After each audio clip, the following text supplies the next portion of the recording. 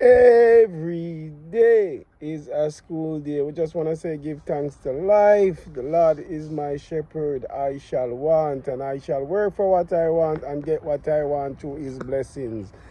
Yeah, I'd like to say, give thanks to all the people who have watched the video, share the video, support, and responded to the video.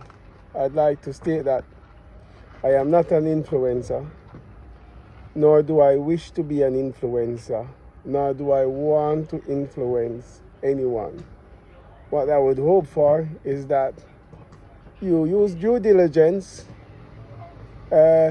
investigate the facts, and make your own mind up, come to your own conclusion, because we know in today's world a lot of what all the influencers are doing. But today we just want to make it make sense, Every day is a blessings.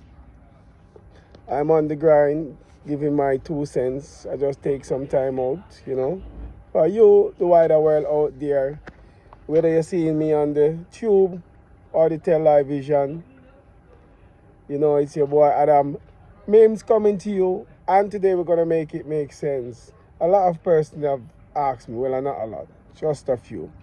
But it has crossed my mind, and I've given it some thought. And I want to know if you were ever in this position, if you've ever placed yourself in this position, or have you given it any thought whatsoever? Think about it. Is it something worthwhile thinking about for you? Well, for me, the question was asked, where are you from? And also, a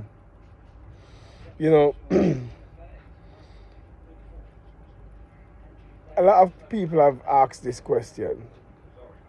Some out of curiosity, and some have asked it in a derogatory terms like, why don't you go back to where you come from? Have you ever heard that question? Now, I am from a place where the motto is, out of many, one people. Not a lot of people have taken that motto. Every country have their different motto. England motto, keep calm and carry on. So no matter what life throws at you, just keep calm and carry on, because you're living in a kingdom where everything belongs to the royal family, and if you don't realize it by now, you're just a peasant to the system. So you're no different from a slave. You're just a peasant working for the kingdom. You own nothing, you control nothing, but yet still you have to work for everything that you've got, and hope that your generation after you that you're working for is able to maintain it and keep it.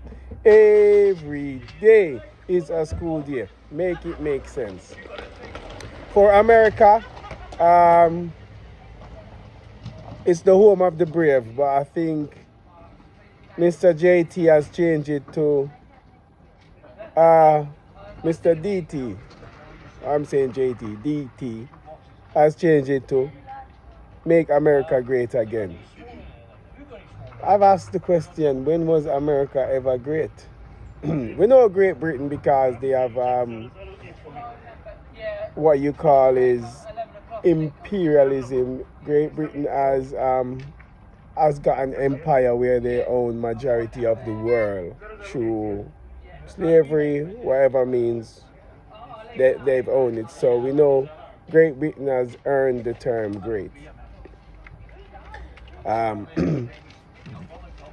But when was America ever great? Was it the time when they work a class of people for how many years and then didn't pay them, and then take everything that they have, and then got away with the slaughter of a race? I don't know. The thought has crossed my mind. Let me know what you think. So, the question, have you ever heard, or have you ever said to someone, go back where you came from? If you have, I myself can forgive your ignorance, because sometimes in life people are influenced by high political people or influential musician or influential journalists that seeps into their thought and create their outcome, and other people just resonate with it for whatever reason, whether it's self-preservation or whether it's self-identification. So have you ever been asked that question? Have you ever asked that someone that question? Where are you from? Or go back to where you came from. 2 questions. Make it make sense, people. Now, if everyone who is not from where you are should get up and leave tomorrow, how would your economy, how would your country survive? Because we know that the whole world through migration, mass migration, has been sustainable. These first world has been sustainable by the influx of migrants. I myself am a migrant. I'm an alien. I'm a legal alien. I'm a in UK. Hey, big up Shine, that the song there. #1 on the chart, still #1 in the heavens. Big up Shine, I'm an alien. Are you an alien? Are you a legal alien? Are you a Jamaican, Indian, Bangladeshi, Pakistani, Bulgarian, Nigerian, Ghanaian, South African? Are you in the UK? Are you in New York? Are you in Alabama? Wherever you are you an alien, you know? Even the Englishman is an alien because a lot of them is in Spain. What if you are in a country and someone says that to you? How do you feel? After contributing so much to that country. Now, a lot of people think that contribution comes from when the people or the migrant has come to that country. But if you do your research, through my research, it has seen that the contribution for these migrants have been stemmed back years of generation, and the contribution to your country where you're asking them to politely leave and go back to where they come from has been longing and long lasting, and has been, you know, people has been putting in their contribution for God knows when, for so long of a time. Now, for whatever your reason to ask this question,